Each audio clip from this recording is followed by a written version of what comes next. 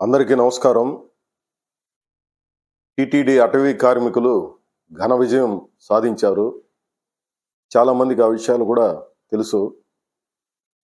ఓ చిన్న సంఘం ఓ పెద్ద సందేశాన్ని సమాజానికి అందించింది.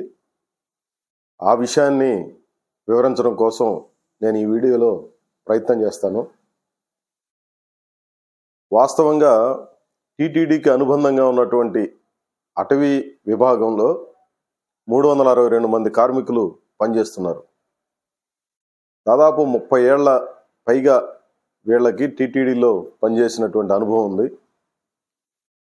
వీరిలో 362 మందిని టైం స్కేల్ ఇవ్వాలని చెప్పి టీటీడీ బోర్డు వైవి సుబ్బారెడ్డి ఆధ్వర్యంలో ఉన్నటువంటి టీటీడీ బోర్డు తీర్మానం చేసింది. ఆ తర్వాత అది అమలు కాల.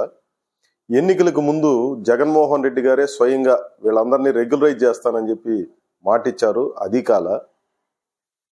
వీళ్లలో 200 మంది కంటిన్యూస్గా పనుల్లో ఉన్నారు. 162 మంది 10 సంవత్సరాల పాటు బ్రేక్ ఆఫ్ సర్వీస్ తీసుకున్నటువంటి వాళ్ళు కూడా ఉన్నారు. సిఐటి ఆధ్వర్యంలో అందరికీ రెగ్యులరైజ్ చేయాలని పెద్ద ఎత్తున పోరాటాన్ని సాగిస్తున్నాము గత అనేక ఏళ్లుగా. మధ్యలో అధికార పార్టీ నాయకులు ఎంటర్ అయ్యి 162 మందికి ప్రత్యేకంగా ప్రయత్నాలు చేసి ఏకంగా పర్మనెంటే చేశారు. మిగిలిపోయినటువంటి 200 మందిని కనీసం టైం స్కేల్ కూడా ఇవ్వకుండా కార్పొరేషన్లో కొత్తగా టీటీడీ ప్రవేశపెట్టినటువంటి కార్పొరేషన్లో గెలిపేశారు. ఇదేం అన్యాయం అని చెప్పి అడిగితే సమాధానం చెప్పే నాదుడు లేదు. ఆ నేపథ్యంలో అటవీ కార్మికులు 2019వ సంవత్సరం నుంచి ముఖ్యమంత్రి గారు 56 నెలలైంది బాధ్యతలు తీసుకొని. ఈ 56 నెలల కాలంలో 38 నెలల పాటు వీళ్ళు సుదీర్ఘమైనటువంటి రిలే నిరాహార దీక్షల్ని చేశారు. 1163 రోజుల పాటు ఈ రిలే నిరాహార దీక్షలు జరిగాయి. 1163వ రోజున ఈ సమస్య పరిష్కారమైంది. సమస్య పరిష్కారానికి చాలా తీవ్రమైనటువంటి పోరాటాలు, స్థిరంగా ఈ పోరాటాలను కొనసాగించడం జరిగింది.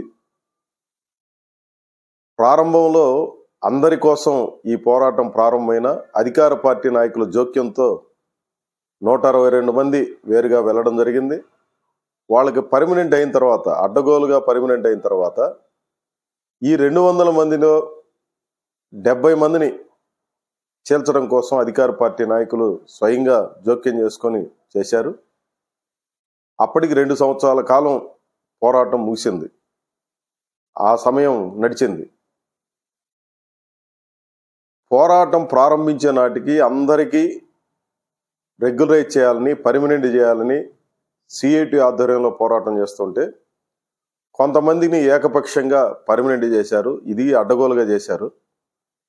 ఆ సందర్భంలో సిఐటి నాయకత్వం చెప్పింది ఏమంటే, ఎవరికైనా పర్మనెంట్ అయింది, దాని ఆధారంగా అందరికీ పర్మనెంట్ కావడం కోసం ఆ అంశాన్ని సపోర్ట్ చేయాలని చెప్పి నిర్ణయించుకున్నాం. అదే విషయాన్ని అధికారులకి, టీటీడీ లా అధికారులకి పదే పదే అనేక సందర్భాల్లో చెప్పడం జరిగింది.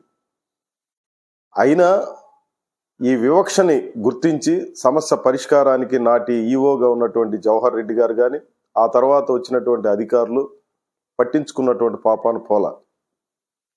ఈ నేపథ్యంలో ఈ పోరాటం కొనసాగుతూనే ఉంది. కోర్టుల చుట్టూ తిరుగుతున్నారు, అధికారుల చుట్టూ, అందరి చుట్టూ తిరుగుతున్నారు.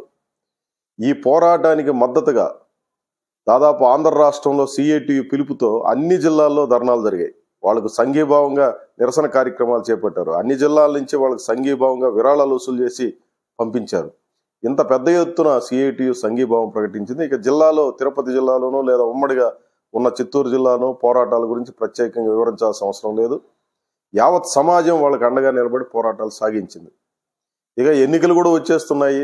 ముఖ్యమంత్రి గారి హామీ అమలు కాల, బోర్డు తీర్మానం అమలు కాల, కోర్టు డైరెక్షన్స్ అమలు కాల. ఈ నేపథ్యంలో సిఐటియు ప్రధాన కార్యదర్శిగా ఉన్న నాతో పాటు కొంతమంది కార్మికులు, 8 మంది కార్మికులు ఈ నిరవధిక నిరాహార దీక్షల్లో కూర్చోవడం అనేది జరిగింది. 3వ రోజున మమ్మల్ని అందరినీ అరెస్ట్ చేశారు. మమ్మల్ని అరెస్ట్ చేసిన మరుక్షణం మరో 7 కార్మికులు ఈ నిరవధిక నిరాహార దీక్షలకు పూనుకున్నారు. తిరుపతి పట్టణం దాదాపు అట్టుడికిపోయినటువంటి పరిస్థితి. ఈ పేద కార్మికులు చేస్తున్నటువంటి ఈ పోరాటానికి మద్దతుగా తిరుపతిలో పౌర సమాజం అండగా నిలబడింది. రాజకీయ పార్టీలు, కార్మిక సంఘాలతో పాటు రిటైర్డ్ జడ్జి ఒక ఆయన దీనికి మద్దతుగా వచ్చి నిలబడ్డారు. రిటైర్డ్ ప్రిన్సిపల్స్, రిటైర్డ్ అకాడమిషియన్స్, లేదా అనేక మంది అనేక రూపాల్లో సీనియర్ జర్నలిస్టులు కూడా ఈ సంఘీభావంగా దీంట్లో పాల్గొనడం జరిగింది. పూర్వ విద్యార్థుల సంఘాలకు సంబంధించిన నాయకులు కూడా దీంట్లో పాల్గొనడం జరిగింది. గతంలో ఉన్నత స్థానాల్లో పనిచేసిన అధికారులు అనేక మంది టీటీడీ అటవీ కార్మికులు సాగిస్తున్న పోరాటం న్యాయమైంది, వాళ్ళకి న్యాయం జరపాలని చెప్పి ఈ పోరాటంలో భాగస్వాములయ్యారు. అంటే 1163వ రోజు, అంటే అప్పటికే నిరవధిక నిరాహార దీక్షలు ప్రారంభించి 6 రోజులైంది. 6వ రోజున ఈ వాతావరణం ఆఖరికి తిరుపతిలో ఉన్నటువంటి ముఖ్యమైన వ్యక్తులందరూ కూడా వచ్చి టీటీడీ పరిపాలనా భవనం దగ్గర సంఘీభావ దీక్షల్లో పాల్గొనేటప్పటికీ దీని తీవ్రతను గమనించి టీటీడీ యాజమాన్యం ముందుకు వచ్చింది. ముఖ్యంగా కరుణాకర్ రెడ్డి గారు, వాళ్ళ అబ్బాయి డిప్యూటీ మేయర్గా ఉన్నటువంటి బొమ్మన అభినయ్ రెడ్డి జోక్యంతో ఈ సమస్య పరిష్కారానికి ప్రయత్నం జరిగింది. అదే రోజు సాయంత్రం టీటీడీ చైర్మన్ గారే స్వయంగా దీక్షా శిబిరం దగ్గరకు వచ్చి ఈ కార్మికులందరినీ కార్పొరేషన్ నుంచి మినహాయిస్తున్నట్టు, వీళ్ళకి టైం స్కేల్ ఇస్తున్నట్టు, ఒకేసారి 8,000 వేతనం పెంచుతూ 2 ఏళ్లకు ఒకసారి 3,000 రూపాయల వేతనాన్ని పెంచే పద్ధతిలో ఒక అగ్రిమెంట్ చేయడం జరిగింది.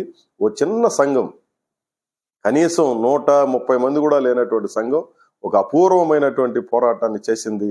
ఒక స్థిరంగా పోరాటం చేస్తే ఫలితాలు ఎలా ఉంటాయి అన్నదానికి ఇది ఒక నిదర్శనం. చాలా మంది చాలా అడ్డగోలుగా మాట్లాడినప్పటికీ ఈ పోరాటం విజయం సాధించింది. ఈ విజయానికి కారకులైనటువంటి కార్మికులకి, అదే మాదిరి ఇతరత్ర అనేక రూపాల్లో స్పందించి మద్దతిచ్చినటువంటి ప్రతి ఒక్కరికి పేరు పేరున ధన్యవాదాలు తెలియజేస్తున్నాం.